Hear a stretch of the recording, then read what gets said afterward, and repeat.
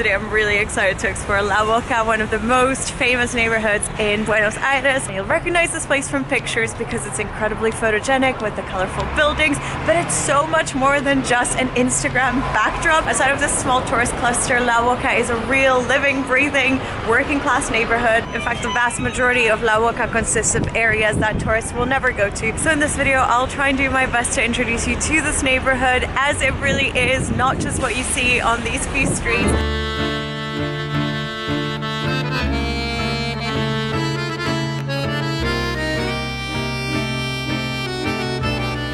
We've just sat down for breakfast. We are at this very touristy but very nice cafe in the corner, and this right here, this is Giselle. Hi. She is an amazing photographer, which is why we met up. She took some really lovely pictures of me. Where can people find you? Wonder that portraits in TikTok, Instagram. You can just Google my website. I'm everywhere. So yeah, I think you're gonna find me easily. Nice. We got a very classic breakfast of cappuccino and medialunas. Medialunas are like Argentina's response to croissants. I would say maybe just maybe they're better because they're sweeter, but I realize this is going to be controversial. Like many dock areas around the world, this is historically and also presently a working class neighborhood, and this right here is its most famous street for the tourists. This is Caminito, or the Little Road, and until the 1950s the Caminito was largely abandoned, and that is when a group of locals decided to renovate the area, and one of these neighbors was a local artist called Benito Martin, who decided to use the tenements as his canvas and turn them into the colorful marvel that you see nowadays. And this man, Benito Martin, was the owner of Caminito, but then he decided to sell it toward the end of his life under one condition, and that is that only artists from La Boca would be allowed to sell their art in the area, and that to this day is true. Artists have to present a license if they want to sell their art. But this isn't just color for color's sake or because it's pretty, although that was definitely part of the rationale.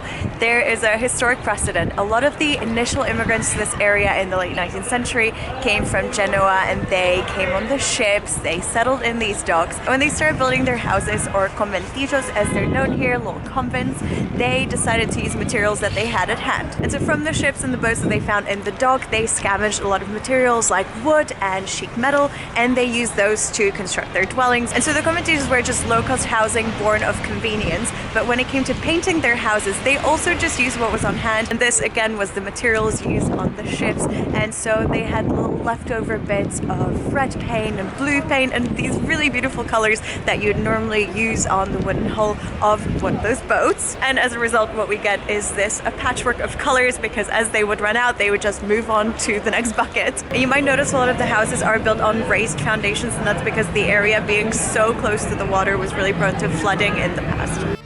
I'm going to show you the lesser explored side of La Boca in the second half of this video and take you to a local milonga. That's a place where people go to dance tango here in Buenos Aires. But while we're wandering around, I'd like to tell you more about the history of tango, which is really important to this area. The Argentine tango originated in the streets of the city as well as neighboring Uruguay in the 1880s. And it developed in places like this, the port areas, which are home to European immigrants, former slaves, and other working class residents.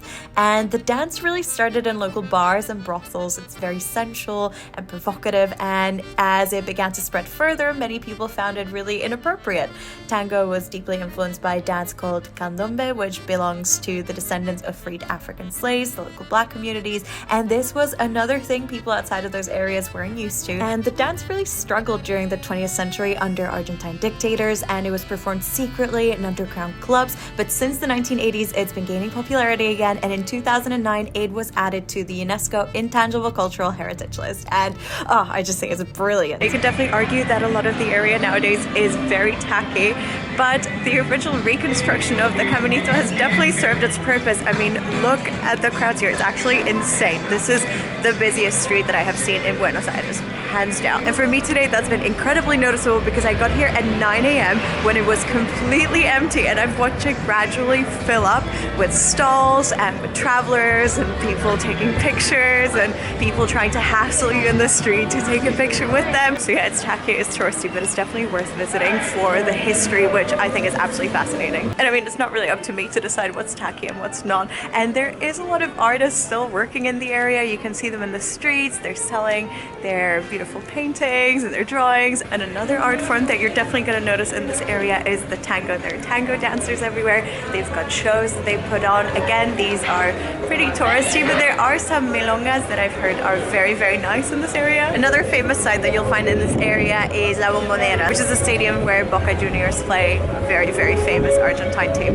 Now we're approaching the end of the touristy side of La Boca. You see that there aren't as many fridge magnets around me, and so I'm gonna stop vlogging like this because it's very ostentatious. I don't want to draw attention to myself as I walk toward La Bombonera and then further towards San Telmo, which is where I'm staying. So I'm gonna check out the situation. I might not even film. From what I've read online, the area over the years has become a lot less rough, a lot less dangerous, but it's still not an area that I'm gonna advise you to visit. So I just want to have my wits about me, and I'm gonna suss out the situation, see how it feels. But it never hurts to be cautious, especially if you're a solo female traveler.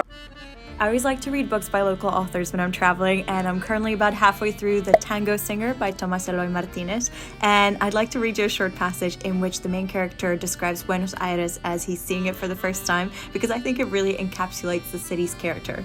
On both sides of the highway leading into the city, the landscape changed from one moment to the next. A still, soft mist hovered over the fields, but the sky was clear and sweet scents wafted through the air.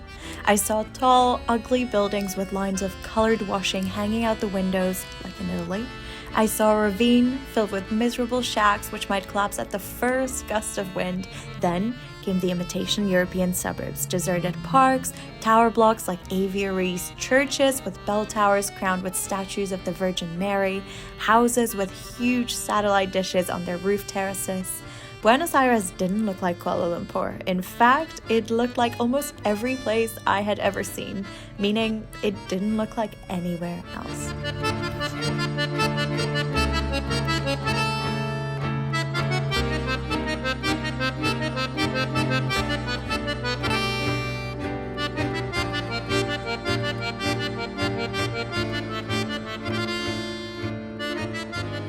Okay, so this is unrelated to the video, but I am so f***ing happy right now.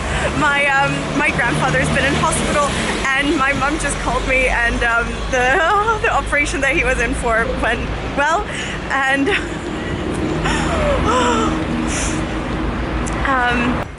and also, can I just say, it's all like pouring out of me because I feel like this giant boulder has been lifted off of my back. But A, life is short. Go travel, take that trip, whatever, all those cliches.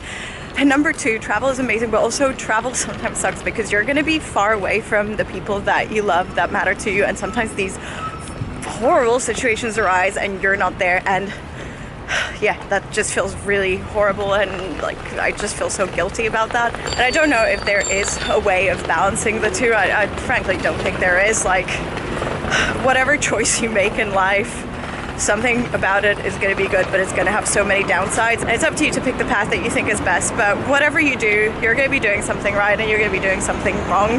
That's just life. But yeah, this doesn't really go with the tone of the rest of the video, but today is a good day, and enjoy the day because you never know. Okay, cool.